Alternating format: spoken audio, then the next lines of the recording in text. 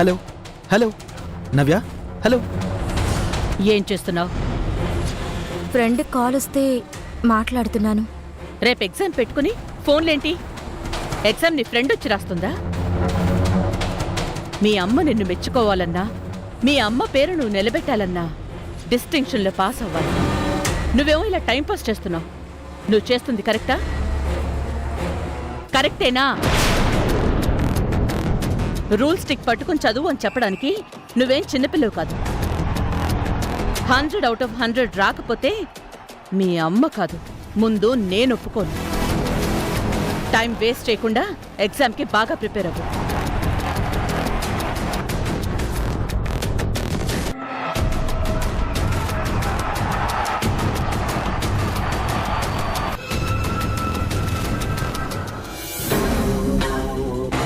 అదే పనిగా చదవడానికి క్లాస్ బుక్స్ ఏమైనా హ్యారీ పోటర్ బుక్సా?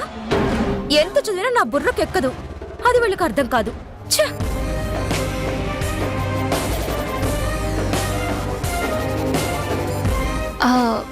ఏంటి నవ్య, డిస్టర్బ్డ్ గా ఉన్నావ్? ఏం లేదు. లేదు, నువ్వెందుకు మూడ్ ఆఫ్ లో ఉన్నావు? రేపు ఎగ్జామ్ ఉంది. పాస్ అవ్వడమే కష్టంరా బాబు అనుకుంటే పిన్ని వచ్చి డిస్టింక్షన్ లో పాస్ అవ్వాలని చెప్పి క్లాసులు పీకుతుంది. 100కి 70-80 కాదు, 100కి 100 రావాలంటుంది. వార్నింగ్ ఇచ్చేస్తే మార్కులు వచ్చేస్తాయా? ఏం చేయాలో అర్థం కావడం లేదు. ఎందుకు టెన్షన్ పడతావ్? పాస్ అవ్వాలంటే నువ్వు రాత్రి పగలు కష్టపడి చదవక్కర్లేదు. స్లిప్పులు పెట్టి రాస్తే సరిపోతుంది. ఏంటి? స్లిప్పులు పెట్టి రాయాలా? అంటే నువ్వు స్లిప్పులు పెట్టి ఎగ్జామ్స్ రాసావా వదినా? నేను చాలా బ్రిలియంట్ స్టూడెంట్ని. స్లిప్పులు పెట్టుకోకుండా అందరూ నాలాగా టాప్ ర్యాంకర్స్ అవ్వలేదు కదా. బై బర్త్ నుంచి నేను తెలివైన దాన్ని. మరి నీకు స్లిప్పుల గురించి ఎలా తెలుసుదినా? అంటే నా ఫ్రెండ్స్ చాలా మంది అలాగే రాసి ఫస్ట్ క్లాస్ లో పాస్ అయ్యేవాళ్ళు. నువ్వు మాతం చేత, శాంభవి ఆంటీ చేత తిట్లు తినకూడదు అనుకుంటే ఇదొక్కటి మార్గం. అయితే తప్పదంటావా? తప్పదు మరి. సరే, తప్పమ్మా.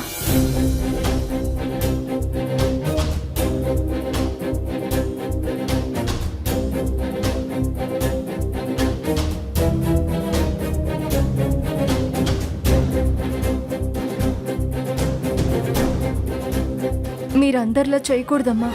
మీరెవరనుకున్నారు? చదువులో నంబర్ 1 అనిపించుకున్న వాగ్దేవమ్మ కూతురు. మీ అమ్మగారు మీకు పంచిన రక్తంలోనే చదువు ఉందమ్మా. మీరు చిట్టీలు పెట్టి పరీక్షలు రాయడం చాలా తప్పమ్మా. మీరు గనక చదివితే తప్పకుండా మంచి మార్కులతో పాస్ అవుతారమ్మా.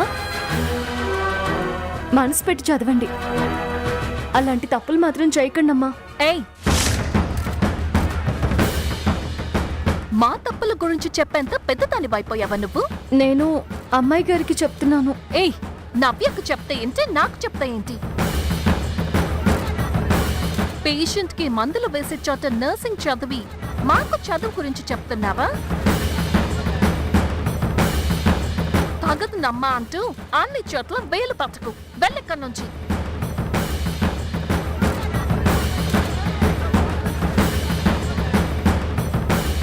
ఏయ్, ఇంకా అర్థం అవ్వలేదా? వెళ్ళు.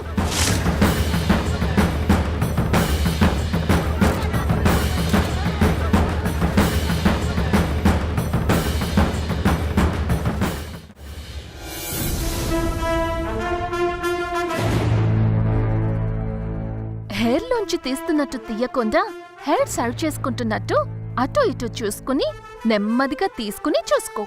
నాకు భయంగా ఉంది వదినా. ఇదిగో, 1-2 తీసే వరకు అలాగే ఉంటుంది. ఆ తర్వాత అలవాటు అయిపోతుంది.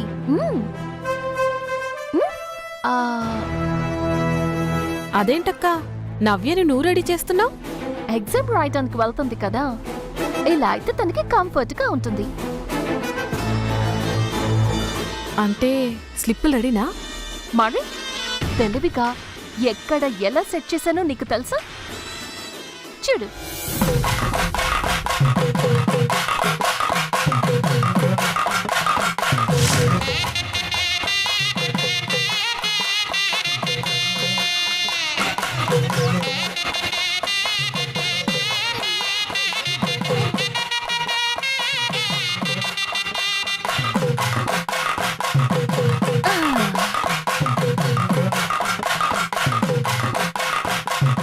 ఇంకా చాలా ప్లేసులు సీక్రెట్స్ గా పెట్టాను. అవి ఇప్పుడు చెప్తే బాగోదు. జుట్టు నుంచి చెప్పుల వరకు పెట్టావంటే స్లిప్పులు పెట్టడంలో నువ్వు స్టేట్ ఫస్ట్ అన్నమాట. నువ్వేమనుకుంటున్నావో నాకు తెలుసులే.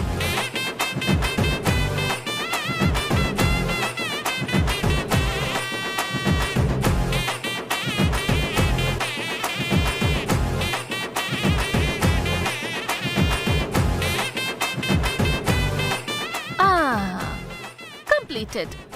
పద వెళ్దాం. పద.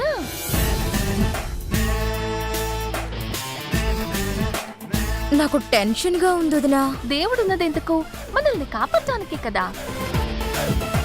దేవుడా దేవుడా దేవుడా, నేను తెచ్చుకున్న స్లిప్పుల్లో ఆన్సర్స్ అన్ని క్వశ్చన్ పేపర్లో వచ్చేటట్టు చూడు అని దేవుడికి దండం పెట్టుకో. చెక్కింగ్ దొరకకుండా ఉంటే రాముడికి 108, కృష్ణుడికి 108, వెంకటేశ్వర స్వామికి 108, కనకదుర్గకి 108, నూకల్లమ్మకి 108, గండి మైసమ్మకి 108.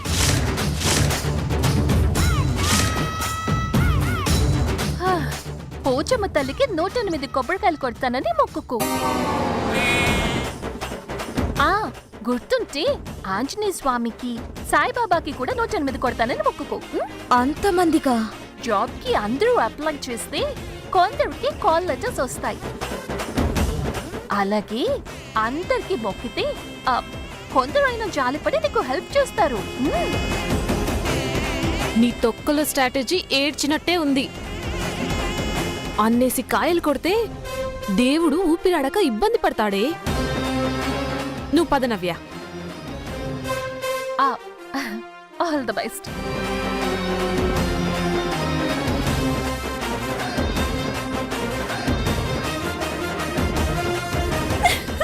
పద పద.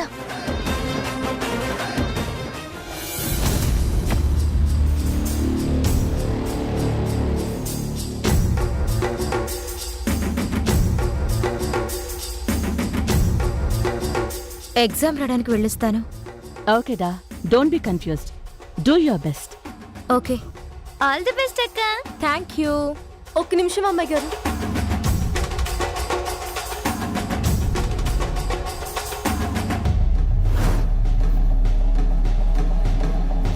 అమ్మాయి గారు బాగా పరీక్షలు రాయాలని అక్షంతలు వేసి దీవించండి అమ్మగారు. ఇవన్నీ ఏంటి బుచ్చమ్మా? అక్కర్లేదులే. అలా అనకండి అమ్మగారు. పెద్దవాళ్ల దీవెనలు ఊరికి పోవు. అమ్మగారి కాళ్ళకి మొక్కి దీవెనలు తీసుకోండి అమ్మగారు.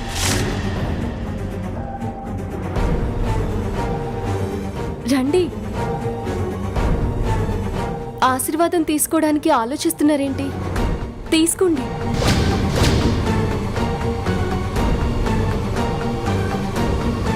రండి అమ్మాయి గారు.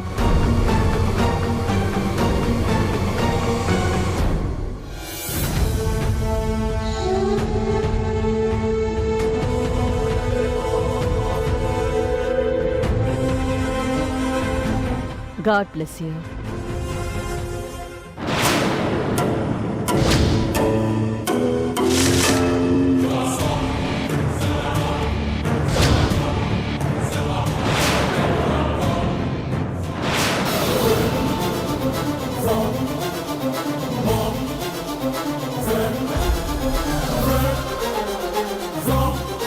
మీ అమ్మగారు మీకు పంచిన రక్తంలోనే చదువు ఉందమ్మా. మీరు చిట్టీలు పెట్టి పరీక్షలు రాయడం చాలా తప్పమ్మా.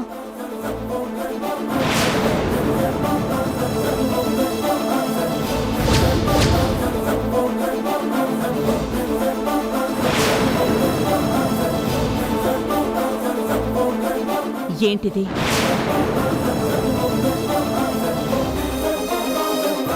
నిన్నే అడిగేది ఏంటిది?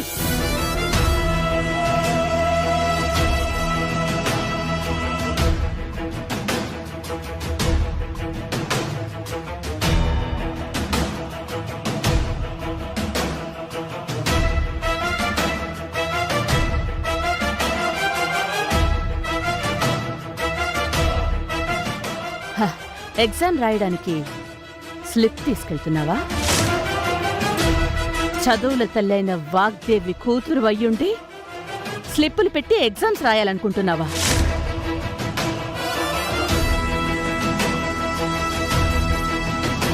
మీ అమ్మ పరువుని, ఈ ఇంటి ప్రతిష్టని నవ్వులు పాలు చేయడానికి నీకు మనసు ఎలా వచ్చింది? చిచి, కాస్త కూడా సిగ్గనిపించలేదా నీకు? ఇంకా ఎక్కడెక్కడ పెట్టావో తీ.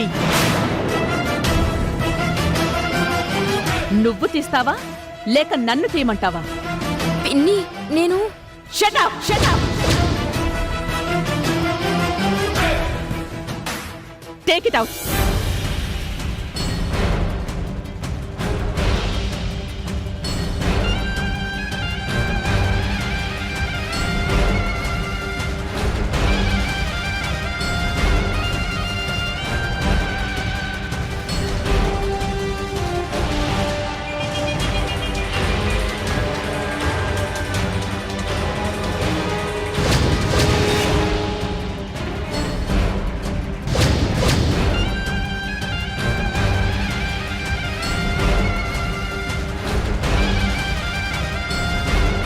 నువ్విలాంటి దరిద్రమైన పని చేస్తున్నావని మీ అమ్మకి తెలిస్తే ఏం చేస్తుందో, ఏం జరుగుతుందో నీకు తెలుసా? మేడంకి ఈ విషయం చెప్పకు పిన్ని. ప్లీజ్ పిన్ని, నన్ను క్షమించు పిన్ని. తప్పైపోయింది పిన్ని. ఇంకెప్పుడు ఇలాంటి పని చెయ్యను. మేడంకి చెప్పొద్దు పిన్ని. క్షమించు పిన్ని. ప్లీజ్ పిన్ని, ప్లీజ్ పిన్ని.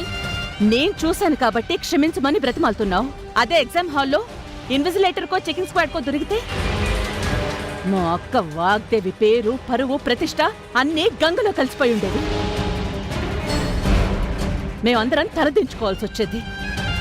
వాగ్దేవి కడుపున పుట్టిన నీకు ఇలాంటి బుద్ధులు ఎలా వచ్చాయి? అసలు నిన్ను అమ్మగారు,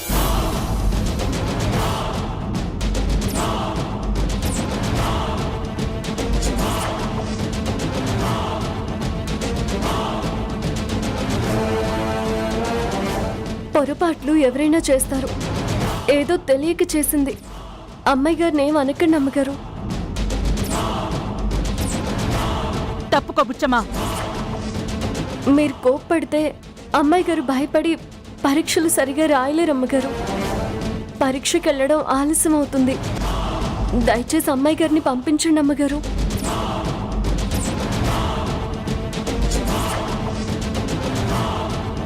మీరు పెద్దవారు, పెద్ద మనసు చేసుకుని అమ్మాయి గారిని క్షమించండి అమ్మగారు.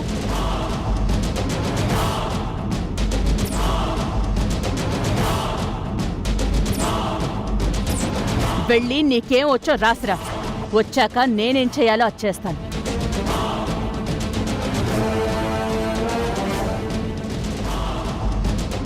మీ పరీక్షకు టైం అవుతుంది. వెళ్ళండి అమ్మగారు.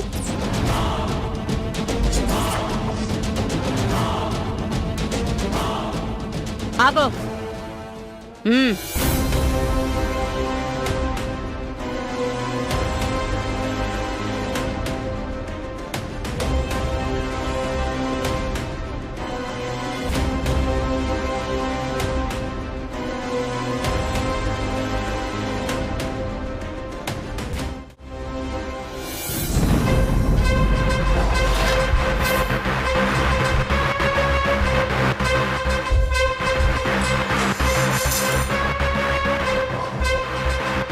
ఎగ్జామ్ సరిగ్గా రాయలేకపోయాను.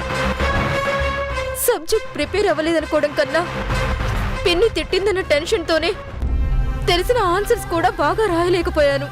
ఉదయం చదవడం లేదని తిట్టింది. తర్వాత స్లిప్పులు తీసుకెళ్ళినందుకు తిట్టింది.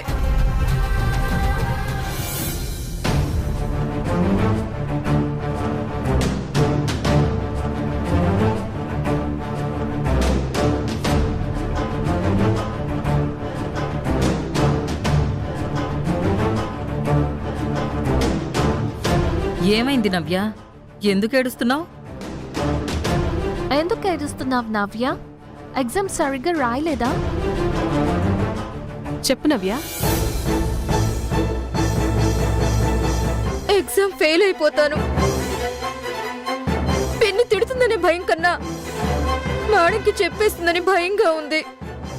మేడంకి తెలిస్తే అస్సలు క్షమించదు.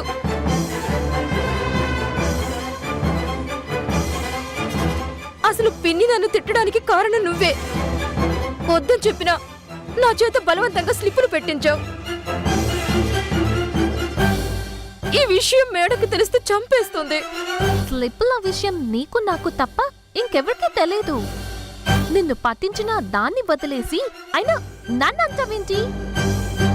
అవును, అది పెద్ద ఆరిందలా. మీ పిన్ని చేత నీ తల మీద అక్షింతలు వేయించకపోతే మీ పిన్నికి స్లిప్పుల విషయం తెలిసేది కాదు కదా, నిన్ను తిట్టుండేది కాదు. నువ్వు మేడం గారి కూతురువి. నువ్వు ఇలాంటి తప్పులు చేయకూడదు అని నీకు ఎన్ని నీతులు చెప్పిందో గుర్తుందా?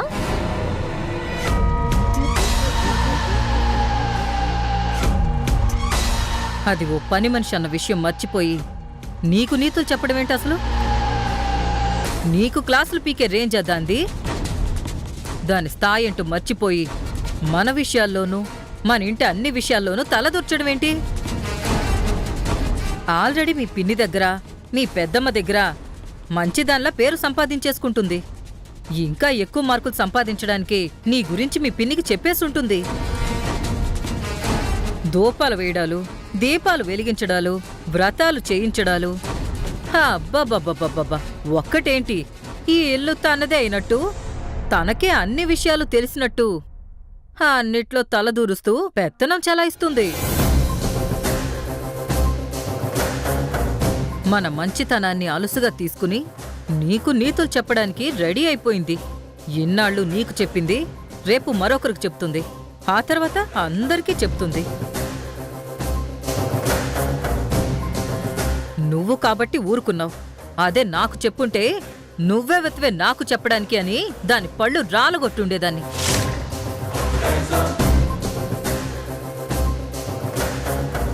ఇప్పుడు నువ్వు ఊరుకుంటే అది నీ నెత్తికెక్కి కూర్చుంటుంది. అది గుర్తుపెట్టుకో.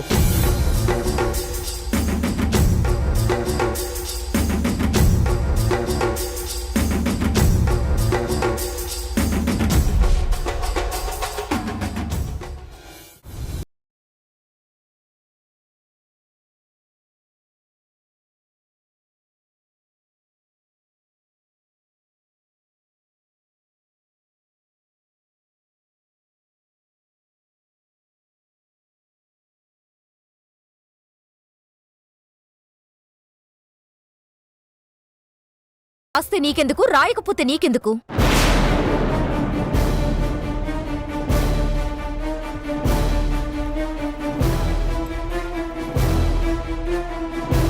మీరెందుకు కోపంగా ఉన్నారో నాకు తెలుసు.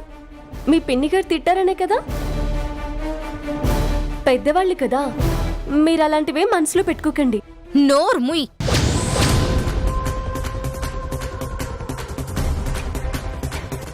ఎక్కువ మాట్లాడావంటే పళ్ళు రాలగొడతాను. నేను చెప్పిన మాటలు బాగా పనిచేసాయి. ఎలా ఫైర్ అవుతుందో చూసారా? నాకు నీతులు చెప్పేటంత దానివైపోయావా నువ్వు? నీకెంత ధైర్యం ఉంటే నా స్లిప్పుల గురించి శాంభవి పిన్నికి చెప్తావు? మీరు పొరపాటు పడుతున్నారమ్మా. మీ గురించి నేనెందుకు చెప్తాను? నేనేం చెప్పలేదు. నువ్వు చెప్పకపోతే ఇంకెవరు చెప్తారు? మళ్ళీ తొక్కలో కవరింగ్ ఒకటి. ఆఫ్టర్ ఆల్ పని మనిషివి. మా ఇంటి విషయాలు నీకెందుకే? నాకు నీతులు చెప్పినప్పుడే నీ చెంప పగలగొట్టుంటే నా గురించి మా పిన్నికి చెప్పుండేదానివి కాదు. నిజంగా అమ్మగారు నేనేం చెప్పలేదు. నోర్ముయ్.